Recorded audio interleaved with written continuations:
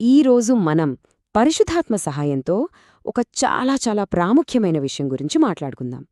అదేంటంటే, పరలోకంలో ఉన్న గ్రంథాలలోకెల్లా అత్యంత కీలకమైనది గొర్రెపిల్ల జీవగ్రంథము. దాని గురించి ఇంకా రాబోయే రోజులకు మన ఆత్మీయ జీవితాన్ని ఎలా సిద్ధం చేసుకోవాలో లోతుగా తెలుసుకుందాం. రండి, ఈ ఆత్మీయ ప్రయాణాన్ని మొదలుపెడదాం. దేవుని వాక్యం మనకి ఏం చెప్తుందంటే, పరలోకంలో చాలా పుస్తకాలున్నాయట, కాని వాటన్నింటిలో ఒకటి మాత్రం చాలా ప్రత్యేకం. అదే గొర్రెపిల్ల జీవగ్రంథము. ఈ గ్రంథానికి మన ఆత్మీయ సిద్ధపాటుకు విడదీయలేని సంబంధం ఉంది. సరే, ఈరోజు మనం ఏమేమి తెలుసుకోబోతున్నామో ఒకసారి చూద్దాం. ముందుగా ఆ జీవగ్రంథం అంటే ఏంటో, దాని ప్రాముఖ్యతను అర్థం చేసుకుందాం. తరువాత అందులో మన పేరు ఎలా వ్రాయబడుతుందో చూద్దాం. అలాగే ఆ పేరును కోల్పోయే ప్రమాదం గురించి కూడా తెలుసుకోవాలి. ఇక మన ఆత్మీయ వస్త్రాలను ఎలా కాపాడుకోవాలో నేర్చుకుని చివరగా మన ముందున్న ఆ గొప్ప పిలుపును గురించి ధ్యానిద్దాం. సరే, మొదటి భాగంలోకి వెళ్దాం. పరలోకంలో ఉన్న ఈ అత్యంత ముఖ్యమైన రిజిస్ట్రీ, ఈ గ్రంథం గురించి కొన్ని ప్రాథమిక విషయాలు తెలుసుకుందాం. ప్రకటన గ్రంథం 20వ అధ్యాయం 12వ వచనం చూస్తే అక్కడేం రాసి ఉందంటే, అంత్యదినాన తీర్పు జరిగినప్పుడు కొన్ని గ్రంథాలు విప్పబడతాయట. అక్కడ ప్రతి ఒక్కరూ వాళ్ల క్రియల చొప్పున తీర్పు పొందుతారు. అయితే ఆ పుస్తకాలతో పాటుగా మరో అతి ముఖ్యమైన పుస్తకం కూడా విప్పబడుతుందని వాక్యం స్పష్టంగా చెప్తోంది. అదేనండి, ఆ ప్రత్యేకమైన పుస్తకమే గొర్రెపిల్ల జీవగ్రంథము. సింపుల్గా చెప్పాలంటే, ఇది క్రీస్తుకు చెందిన వాళ్ల పేర్లు రాసి ఉండే ఒక దైవిక రిజిస్టర్.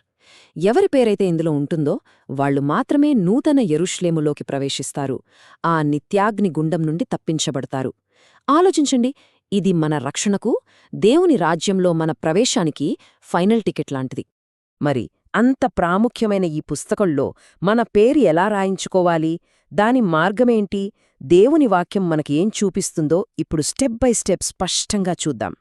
ఇందులో 3 ప్రాముఖ్యమైన మెట్లున్నాయి. వీటిని మనం చాలా జాగ్రత్తగా గమనించాలి. మొదటిది మారు మనస్సు, అంటే మన పాపపు జీవితాన్ని పూర్తిగా వదిలేసి దేవుని వైపు తిరగడం. రెండవది నీటి బాప్తిస్మము, దేవుని మాటకు మనం పూర్తిగా లోబడుతున్నామని చూపించే ఒక క్రియ. ఇక మూడవది పరిశుద్ధాత్మ అభిషేకము, అంటే దేవుని ఆత్మను మన హృదయంలోనికి ఆహ్వానించి ఆయన శక్తిని మనం పొందడం. ఈ 3 ఒక విశ్వాసి జీవితంలో చాలా కీలకమైనవి.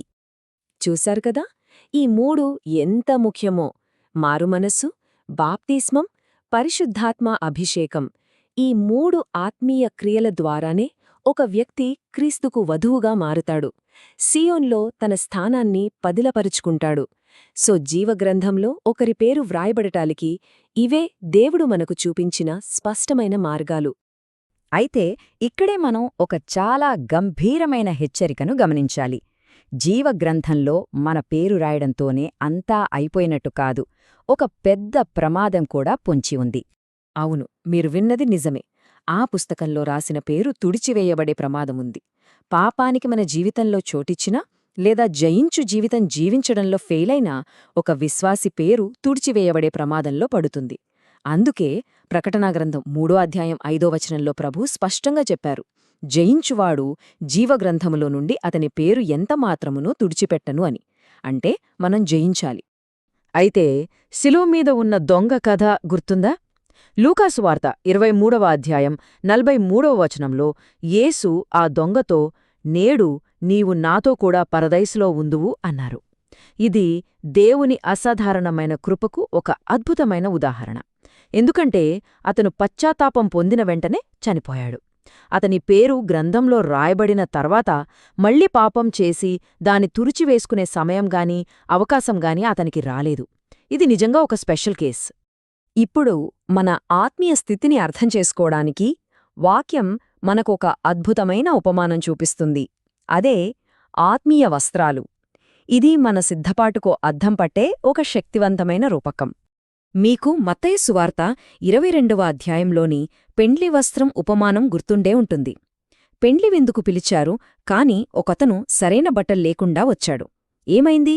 అతన్ని బయట చీకట్లోకి తోసేశారు.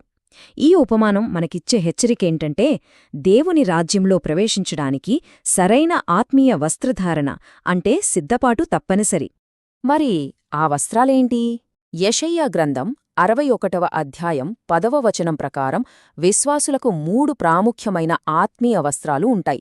మొదటిది రక్షణ వస్త్రం, రెండవది నీతి వస్త్రం, ఇక మూడవది చాలా ముఖ్యమైనది పరిశుద్ధాత్మ అభిషేకమనే మహిమ వస్త్రం. వీటిలో ప్రతి ఒక్కటి మన ఆత్మీయ జీవితంలో ఒక ప్రత్యేకమైన అనుభవాన్ని సూచిస్తుంది. సరే, ఈ వస్త్రాలేంటో చూశాం, కాని అంతకంటే ముఖ్యమైన ప్రశ్నేంటంటే వాటిని పవిత్రంగా శుభ్రంగా కాపాడుకోవడం ఎలా? అదిగదా అసలైన టాస్క్. ఇప్పుడు ఆ ప్రాక్టికల్ విషయానికొద్దాం. మన ఆత్మీయ వస్త్రాలు 2 రకాలుగా పాడవుతాయి. ఒకటి, పాపమనే మరక వల్ల. ముఖ్యంగా ఇతరులను క్షమించకపోవడమనే పాపం మన వస్త్రాలను బాగా పాడుచేస్తుంది. అలాంటప్పుడు దేవుడు మనల్ని బాధకులకు అప్పగిస్తాడని వాక్యం హెచ్చరిస్తోంది. ఇక రెండవ ప్రమాదం నిష్క్రియాత్మకత అనే చిమ్మెట. అంటే దేవుని వాక్యం వింటాం కాని దాని ప్రకారం నడుచుకోం. ఇది బట్టలను చిమ్మెటలు తినేసినట్టు మన వస్త్రాల పునాదినే నాశనం చేస్తుంది. కాని శుభవార్త ఏంటంటే దీనికి ఒక అద్భుతమైన దైవిక పరిష్కారముంది. మన ఆత్మీయ వస్త్రాలను ప్రతిరోజూ శుభ్రపరచుకోవడానికి పరలోకం మనకు 3 పవర్ఫుల్ మార్గాలను ఇచ్చింది.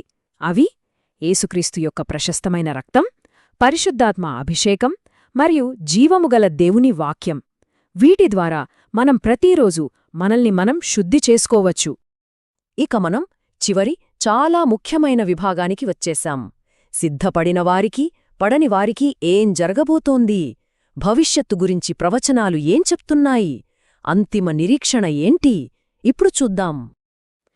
ప్రకటన గ్రంథం 6వ అధ్యాయంలో 3వ ముద్ర విప్పినప్పుడు ఒక నల్ల గుర్రం కనిపిస్తుంది.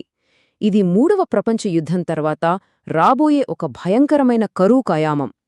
రాకడలో ఎత్తబడకుండా వెనుక విడిచిపెట్టబడిన వారికోసం ఇది ఒక తీవ్రమైన హెచ్చరిక. ఆ భయంకరమైన శ్రమల కాలంలో క్రీస్తు విరోధి పరిపాలన మొదలవుతుంది. అప్పుడు ఎవరి పేర్లైతే గొర్రెపిల్ల జీవగ్రంథంలో లేవో వారి పరిస్థితి చాలా దారుణంగా ఉంటుంది. వాళ్లు అతన్ని ఆరాధించాల్సి వస్తుంది, అతని ముద్ర వేయించుకోవలసి వస్తుంది. అంటే భూసంబంధమైన కష్టాలే కాదు, వాళ్ల ఆత్మలనే నాశనం చేసుకునే పరిస్థితి వస్తుంది. చూడండి, సిద్ధపడకపోతే పరిణామం ఎంత భయంకరంగా ఉంటుందో. కాని ఇంత భయంకరమైన పరిస్థితిలో కూడా ఒక గొప్ప నిరీక్షణ ఉంది. మత్తయి సువార్త 4వ అధ్యాయం 4వ వచనంలో ప్రభు చెప్పిన మాట గుర్తుందా? మనుష్యుడు రొట్టె వలన మాత్రమే కాదు, దేవుని నోట నుండి వచ్చే ప్రతి మాట వలన జీవిస్తాడు. ఈరోజు మనం ఏ వాక్యాన్నైతే శ్రద్ధగా వింటున్నామో అదే వాక్యం ఆ కష్టకాలంలో మనకు ఆత్మీయ ఆహారంగా బలంగా ఉంటుంది. ఫైనల్గా మనకు నిజమైన జీవాహారం ఎవరు? యేసుక్రీస్తే. పరలోకం నుండి దిగివచ్చిన జీవాహారాన్ని నేనే అని ఆయనే చెప్పారు కదా. ఆయనే మన బలానికి, మన మార్పుకు, మన నిత్య జీవానికి ఏకైక ఆధారం. ఆత్మీయంగా సిద్ధపడిన వాళ్లందరికీ ఆయనే సర్వస్వం. కాబట్టి చివరిగా నేను చెప్పేదిదే, ప్రభువు రహస్యరాకడ కోసం మనం సిద్ధంగా ఉందాం. ప్రతిరోజూ పశ్చాత్తాపంతో, క్షమాపణతో, విధేయతతో జీవిద్దాం. గొర్రెపిల్ల జీవగ్రంథంలో మన పేరును భద్రపర్చుకుందాం. మన నిత్య గమ్యాన్ని సురక్షితం చేసుకుందాం. ఇలాంటి మరిన్ని ఆత్మీయ సందేశాల కొరకు మా ఛానల్ను అనుసరించండి.